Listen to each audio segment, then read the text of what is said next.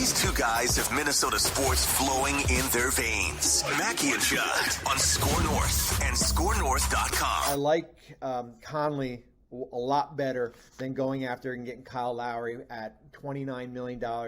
He's got a part, as I said, with Conley. The likelihood he plays, average to good. You pick that up, and that's kind of who you are next year, and you're not a cap space team.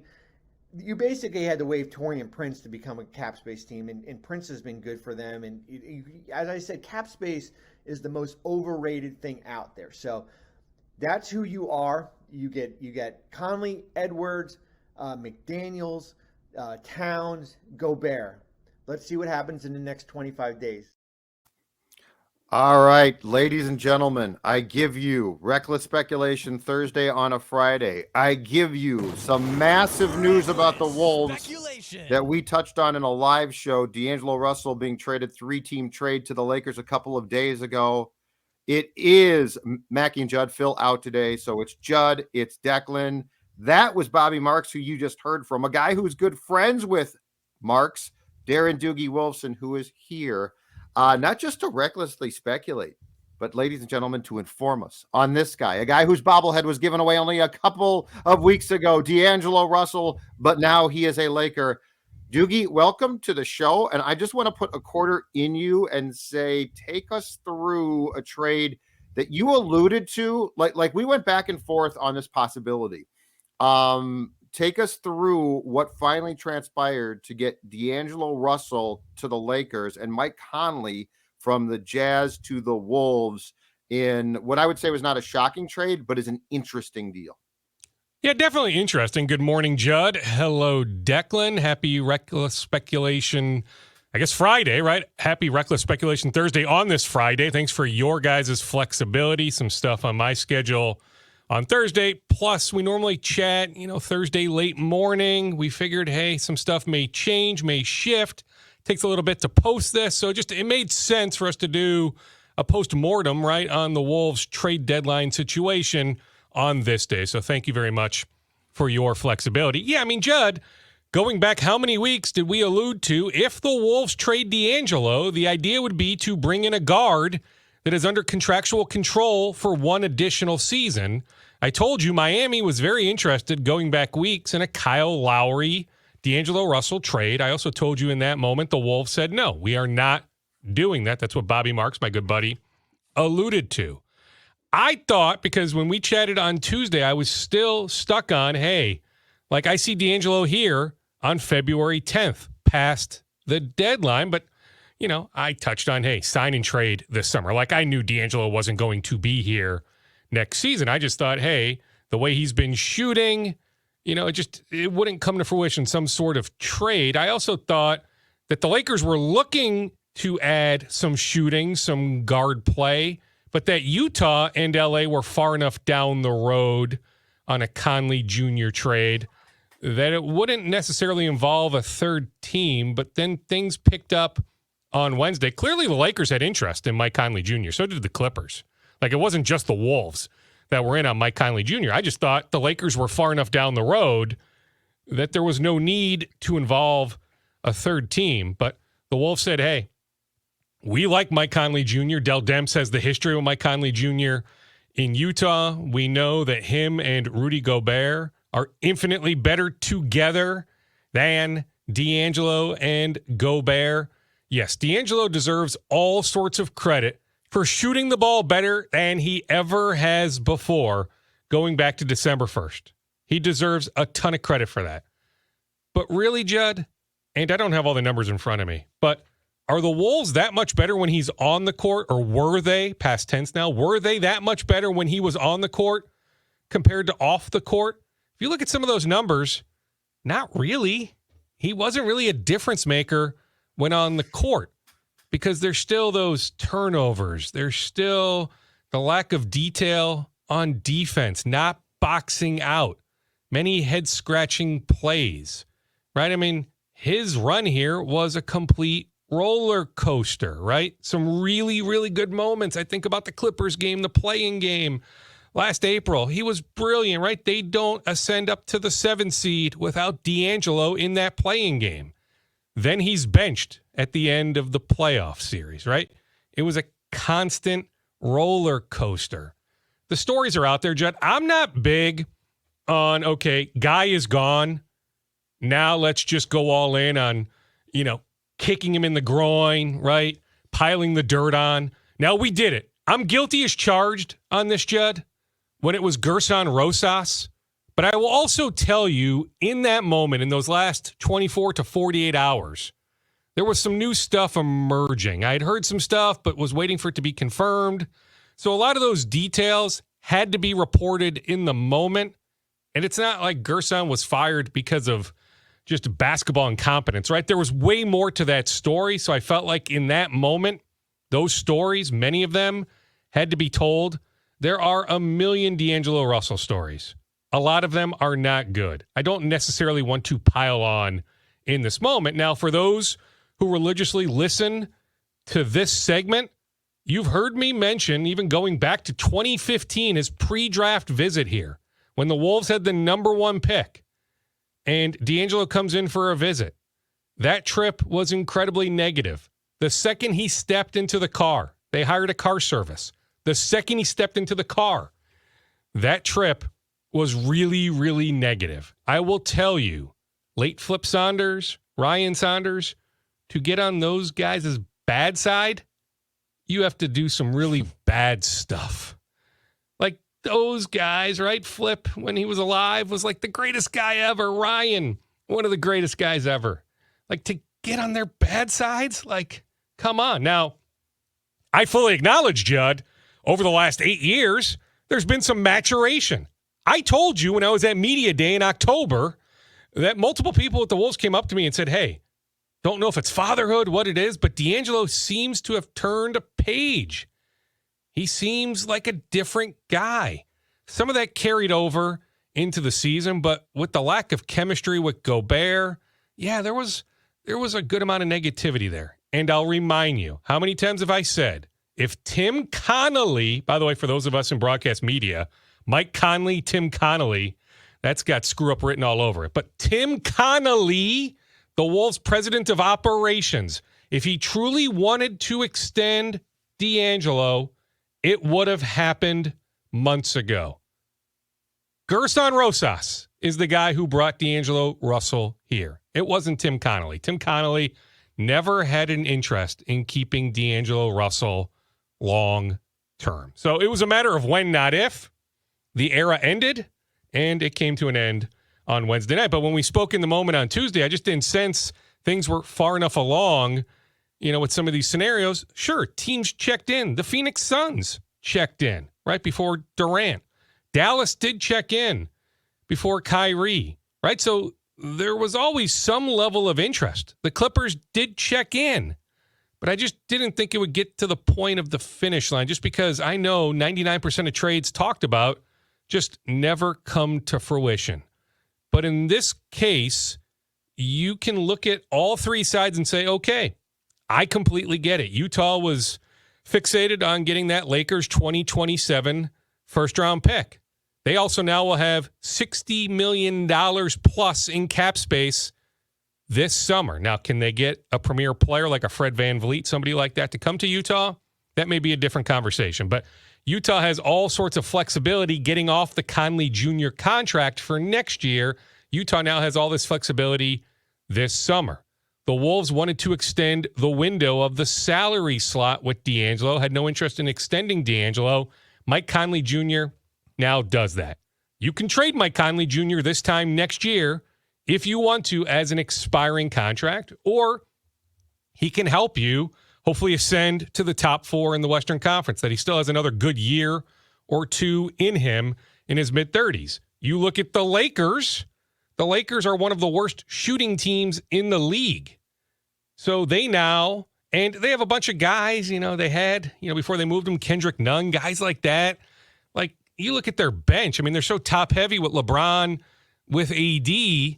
There's just not a whole lot of depth there, right? So now the Lakers have pretty darn good depth. So you can make a case that the trade made complete sense, all three sides. I'm just telling you, though, when we chatted on Tuesday, I just thought, okay, yeah, Utah is going to trade Mike Conley Jr., but him going to the Lakers, a 2-team deal, not a 3-team deal, I thought in that moment was more likely. One other point I'll make from our conversation on Tuesday, Judd, is I told you, if you look at the landscape of the Western Conference, who should the Wolves be scared of? And I said, hey, okay, if you play Denver in the first round, Denver has home court advantage, tough matchup, but you're not going to curl up in the fetal position.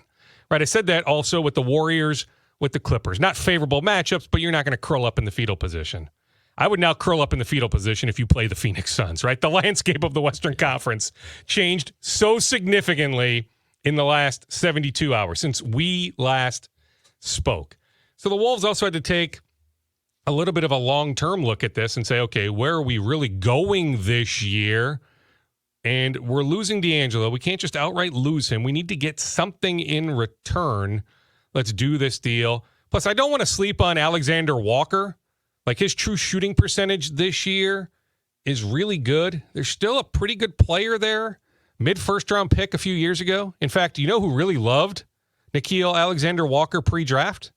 Gerson Rosas. Rosas was a big Alexander Walker fan pre-draft, him coming out of, I believe it was Virginia Tech, right? So you've got him. It's a manageable number next year if you tender him a qualifying offer, you know, restricted free agent, all that. But, you know, I can see a scenario where Alexander Walker is here next year. Then you acquire those multiple second-round picks. So you also got something in addition.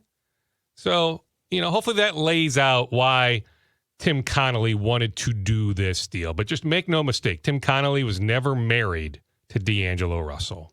Dukes, how big, you mentioned this a little bit in the middle of that obviously Mike Conley has previous success with Rudy Gobert. D'Angelo Russell, Rudy Gobert, maybe not the best fit, but Conley and Rudy Gobert in Utah were a dynamic fit.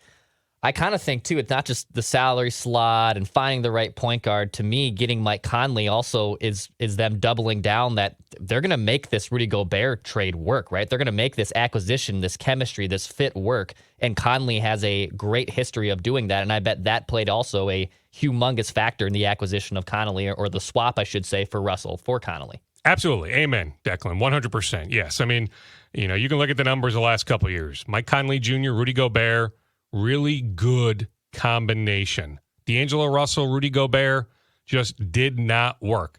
And the plan preseason was, okay, you know, here's our starting five where Edwards, Towns, Russell, Gobert will be on the floor together, but there will be different points of the game, stretches where two will be on the bench, two will be on the floor.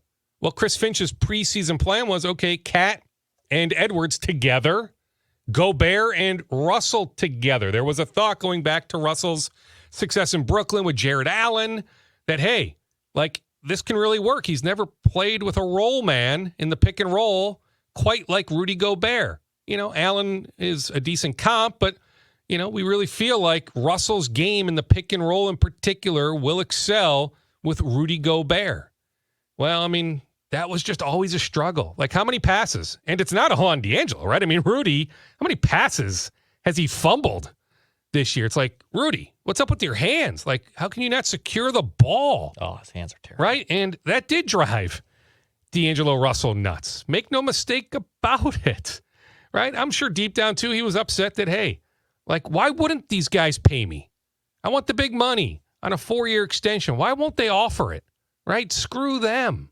Right? So, I mean, all encompassing, but yeah. And also from a character standpoint. I mean, again, I'm not big on, like, let's pile on D'Angelo. There are a lot of stories out there. All right? Just know that. There are a lot of stories. I told you this, Dukes, though. I told you this, and just from an observational standpoint, especially being at games.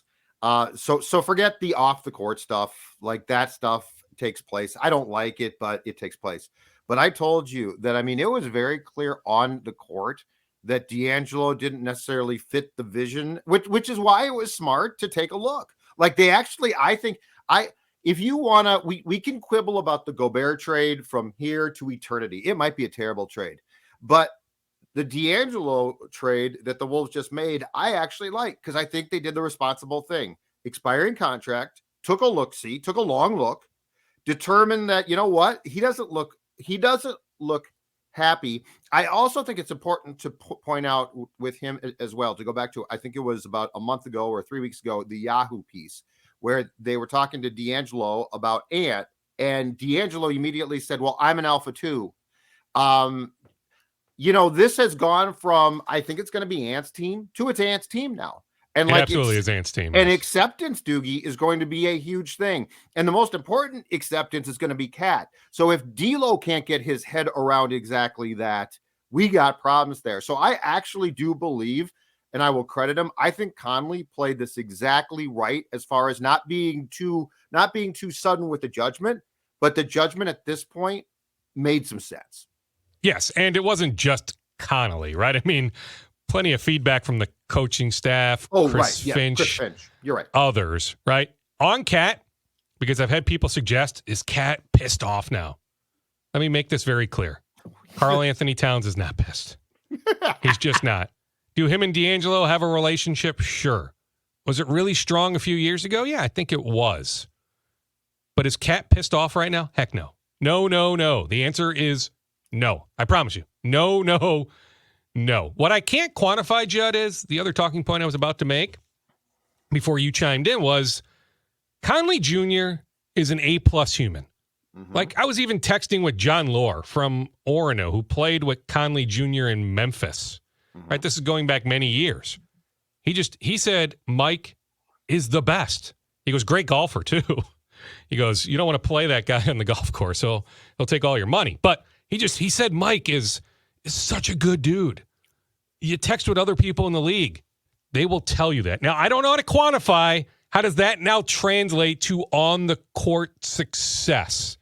But I'm just telling you, as a teammate, as a great guy, a character guy, the Wolves improved infinitely. Yeah, and that's not necessarily a knock on D'Angelo. It's more to prop up the great human being that Mike Conley Jr. is. Dex?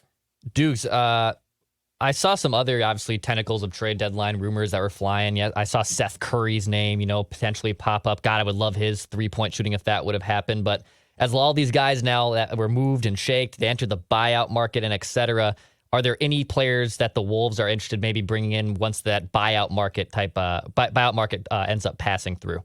Yes. Well, on the buyout market, John Wall has a history with Tim Connolly from Washington. Also, Wolves VP Marquise Watts used to work for Clutch. There's a connection there. I mean, Watts goes way back with John Wall. Now, that being said, do I believe the Wolves have kicked around the idea for sure internally of, hey, should we make a run at John Wall? The Houston Rockets are buying him out? Undoubtedly. But I also just got a text in the last 5 minutes that leads me to believe John Wall's not ending up here. He's just not. So that was a name. I did toss out on social media on Wednesday the idea of Pat Beverly because all signs point to the Lakers making a move, which they ultimately did on Thursday, moving Bev to Orlando for Mo Bamba. And you look at Orlando's guards, right? They have so many guards. He was never going to play in Orlando, right? So he doesn't even need to report to Orlando. Pat Beverly is going to hit the market, but it doesn't sound like it's going to happen. But that's another name that I'm positive has been bandied about, at least internally. I know Dane Moore, who does a great job covering the Wolves, went pretty strong on social media on Thursday suggesting, hey, in his words, in the works. But then Mark Stein chimed in, who's got great sources on the national level for the New York Times, said, no, doesn't look like Pat Beverly is going to end up back in Minnesota. The Wolves would have to make a move on somebody. To me, it comes down to, would you rather have Austin Rivers or Patrick Beverly? And to me, on the court, make no mistake about this, Rivers is going to help you more. Imagine opening up the playoff series against Golden State. I'd rather have Rivers agitate Curry for different stretches than, Pat Bev, right? I don't know if Pat Bev can help you on the court. Would he help you off the court? Probably. He'd still drive you nuts in some ways too, but he probably would. But on the court, I think Rivers helps you more. Now, some people have said, what about Nate Knight? Well, what's interesting about Nate Knight is, so Luka Garza on a two-way contract, he can only play a certain amount of games. He's only got 10 or 11. I need to double-check the exact number, but it's one of the two. He's only got 10 or 11 games left to play. Would the Wolves at that point say, you know what, Nate Knight, you're an NBA player. Go help somebody else. We want to convert Luka Garza to a standard deal so he can be playoff eligible. Because as of now, Luka Garza cannot play in the playoffs. And let's just say he plays, these next 10 games, he won't even be able to help them mid-March on, right? So, that's something that the Wolves need to sort through. Certainly they've discussed that internally. Okay, what the heck do we do with Luka Garza and his two-way contract? Should we try to make a move here to free up a spot to sign him to a standard deal? Let me add one other significant Wolves note, because, Declan, you brought up the buyout market. The Wolves were close to another trade on Thursday, and it was for Bones Highland. And I know the Athletic tossed out Jay Crowder, some talks with Miami about Max Strus, Detroit with Sadiq Bey. I don't sense any of those moves were far down the road. Heck, they checked in on Eric Gordon. When they spoke with Brooklyn, Declan, I wouldn't be shocked if Seth Curry's name came up, but I don't sense they were like on the cusp, right? To use the football analogy, like I don't think they were on the 5-yard line in any of those scenarios. I do think they were at the 5-yard line on Bones Highland with Denver. Denver ultimately moves him to the Clippers for just a couple second-round picks, which to me is fascinating, because if you're Denver, you absolutely may have to go through the Clippers to move on in the Western Conference playoffs. Not first round, but like second round. Really? Like, what Bones is capable of. The warts he has too, but you know what he's capable of. So to me, interesting. Now, Denver wanted to create a roster spot to bring in, somebody. Like they're after Reggie Jackson right now in the buyout market, right? Because they moved Devon Reed and that Thomas Bryant trade, so that'd have been a 1-for-1. But, they're going to go after a guard on the buyout market. So I wonder if, if they swing and miss on Reggie Jackson, could Wall or even Bev make sense for Denver? But like, to me, they gave away Bones Highland, who's a capable backup. And Tim Connolly drafted him. Like, Tim Connolly wanted Bones Highland here. I will bring up again something I brought up, I believe last week, Judd, maybe it was a couple weeks ago, that I had heard, because we brought up the Bones Highland chatter, that Denver's ownership was reluctant to make a move with Connolly. There's still some bad blood there, right? The way Tim Connolly departed the Denver Nuggets. That they weren't willing, because the Wolves would have done the deal the Clippers did. It's not like the Wolves weren't willing to give up a couple second-round picks for Bones Highland. Mm-hmm. But that Denver's ownership wasn't necessarily in the mood to help Tim Connolly. But I can just tell you and tell everybody listening and watching that it was Bones Highland that the Wolves thought they were on the cusp of acquiring on Thursday. These outstanding scoops have left me thirsty and hungry. And guess what?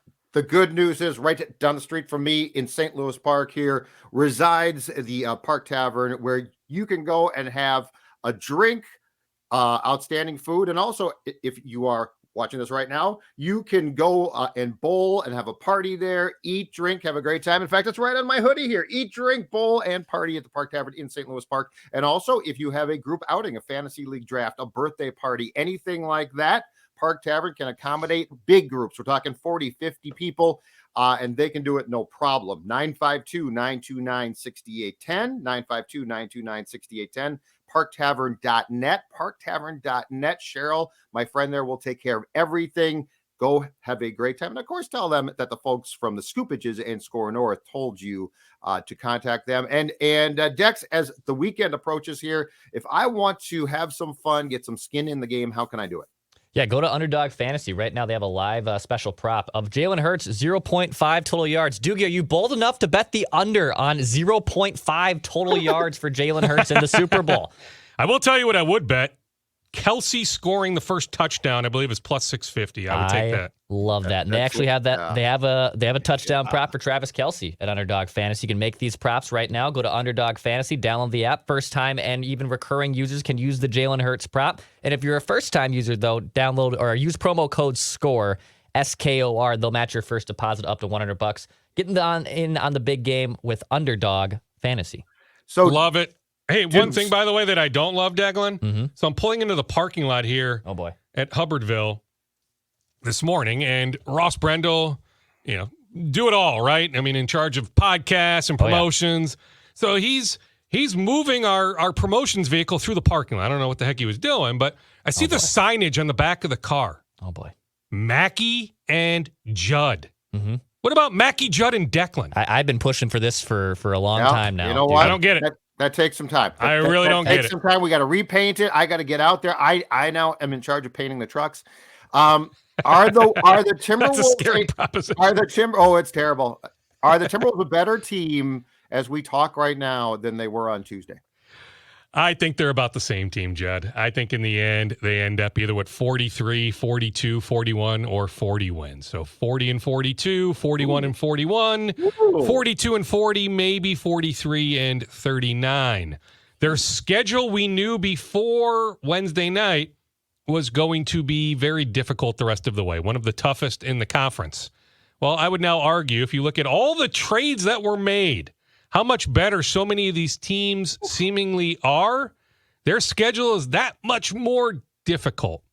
So it is going to be hard to get above 43, in my opinion. You're certainly not getting to the 46 you won last year. But now with Dallas that much better, not convinced if they re-sign Kyrie this summer that it'll work long term. But I think short term, like it's going to work with Kyrie in Dallas. I think they are a better team. Phoenix, now Durant still might be a couple weeks away from returning, maybe even 3 or 4 weeks. But when he comes back, and I get it, can Chris Paul stay healthy? But to me, Phoenix is a lot better. I think if you're the Wolves, you need to hope that Sacramento has some sort of losing streak. But right now, I believe Sacramento is at 4 or 5 in the loss column. Declan, can you look that up on ESPN.com or NBA.com quickly? I believe the Kings are +5 in the loss column. So it'll be really hard for the Wolves to catch Sacramento. So, like, what I'm getting at is it's going to be really hard to avoid the play-in. And, heck, what if you end up playing the L.A. Lakers, D'Angelo Russell and the L.A. Lakers in the play-in? But I think that's where this thing is trending. I thought for a while the Wolves could get as high as 6, maybe even 5. Never thought top 4. You know, that was the preseason goal, but didn't think that, but thought, yeah, okay, maybe 5, maybe 6. But now I'm thinking like 7, 8, or 9. So I think they're going to be stuck in that play-in, which doesn't even guarantee you a playoff spot, right? I mean, if the play-in, heck, what if the play-in is Golden State, the Wolves, New Orleans with a healthy Zion, and the Lakers? 2 of those 4 teams will not make the playoffs. Goes back to the nightmare scenario of the Wolves potentially giving Utah a lottery pick. And watch that lottery pick hit, the greatest draft prospect in a decade plus, right? Watch the Wolves lose out on that kid. Game Even out, if it was like a 2% chance, watch it happen. Yep, a game out of the 4 seed right now, but also just a game and a half out of 10. Oh, it's so much fun. Yeah, I mean, it's great. It's going to be a right. blast. Yeah, I mean, I'm going the backwards route. Yeah, I mean, they could move forward. I mean, maybe this trade works swimmingly well, and they win a bunch of games.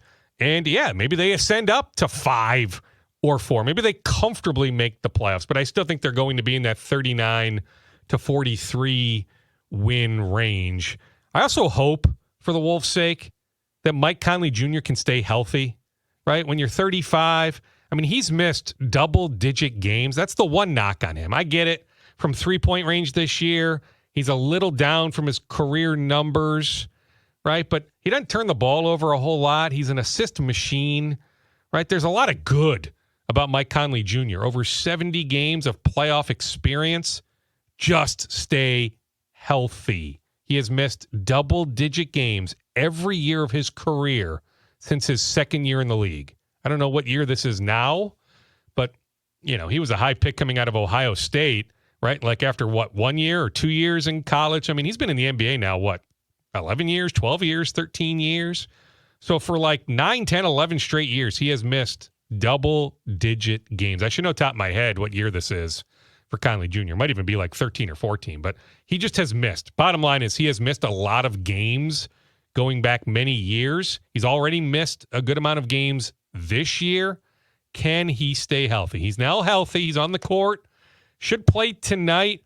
I guess we haven't gotten official word, but I know his dad is in Memphis right now. I anticipate everything going through with tip-off here, 8, 9 hours from now, that all these physicals should be done, that Conley Jr. makes his Wolves debut tonight. But if it doesn't happen tonight, it'll happen Monday against Dallas. But I just hope he can stay healthy? That to me is the biggest question mark with Mike Conley Jr. Other scoops, sir. What do you got? Twins, Vikings, where you want to go here? Wherever you would like to go, I can tell you Gophers Football Pro Day, March 15th, same day as Georgia's Pro Day, but a number of offensive line coaches presumably will be in town to watch John Michael Schmitz. I know Evan Hull from Maple Grove High School, Northwestern running back. He put on a show in Mobile at the Senior Bowl.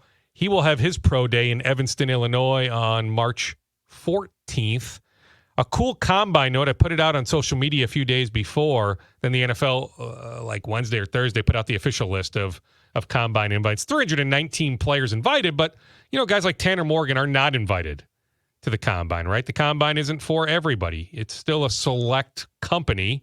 Well, there's an offensive lineman from Lakeville North High School, played at Minnesota Duluth, Brent Lang.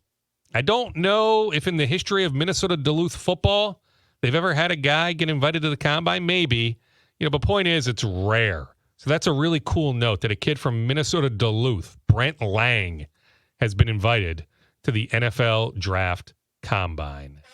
Great stuff, Doogie, and we will talk to you Tuesday, hopefully. Okay? You got it. I also checked again on Michael Fulmer. Crickets. Like I've been saying that for weeks. Crickets. There's just nothing. But guess what? As long as he's still out there, all it takes is one call. Yeah. Right? At some point, he's going to have to take an offer. So the Twins could make him a 1-year low ball type offer. Maybe he says, you know what? I liked it there enough. I like playing for Rocco. Sure. I'll hit the free agent market again in a year. I mean, that's what happens with a lot of these relievers. There's still a bunch of good relievers on the board. So at some point, I guess I wouldn't be shocked if the Twins added a reliever. But on Michael Fulmer, who I would love to see back here, it's crickets. The Twins have not made an inquiry for months. So just nothing going on. The Twins did have scouting representation at a showcase for Ken Giles the other day, former closer. Just hasn't pitched much the last couple of years because of injuries, but less wear and tear on that elbow, on that arm. But as of now, the Twins have not made him a minor league offer. So, but something to keep an eye on that the Twins are, attending some of these showcases. Doesn't sound like the Twins were at the Miguel Sano showcase in Tampa on Tuesday. I do not see a situation where Miguel Sano re-signs with the Twins. All right, man. We'll talk to you Tuesday. Thanks, dude. Okay, and then Brian Flores likely introduced sometime next week in Eagan. It was never going to be this week because of the Super Bowl, but the Vikings have led us to believe that a press conference will take place. It would make sense to do it before everybody heads to Indianapolis for the Combine at the end of this month. So, I anticipate it happening as soon as next week. Awesome. Thank you, sir. Okay, see you, boys. Right. Bye-bye. All right, let's continue right now. In fact, you know what? This next topic has me heated. So to calm down.